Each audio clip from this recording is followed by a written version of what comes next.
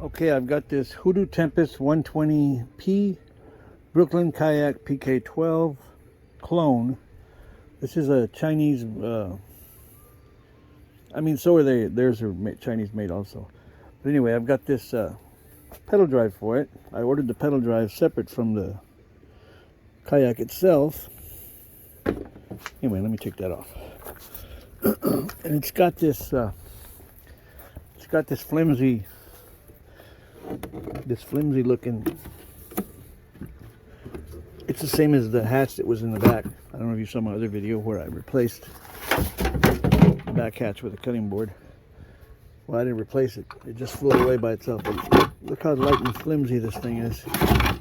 Anyway, besides the pedal drive for a Hoodoo Tempest, I also have a pedal drive for a Brooklyn Kayak PK12. Put this in. Let me set this up here. All right. Now the problem with this is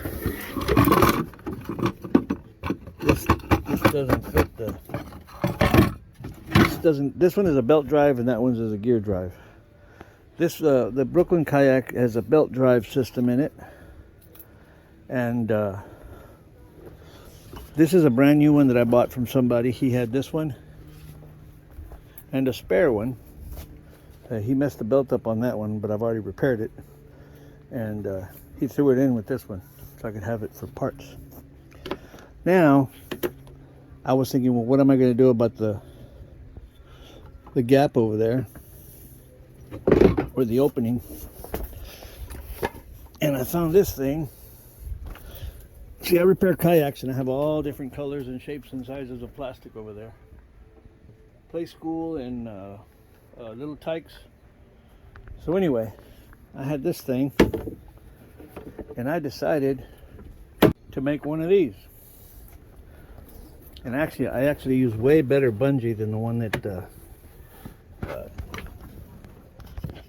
company puts on here. I'm going to replace these stupid buttons with hooks. But yeah. So now I can put the other pedal drive in here, and it fits, and it's got a splash guard. Actually, I think my splash guard is better than the one that came with the kayak. So that's another hack you can do. I mean, you could just take a piece of wood if you want, do the same thing. But I've already tested it, put the pedal drive in here and everything works. It doesn't touch anything, doesn't rub anything. I smoothed all the edges on it.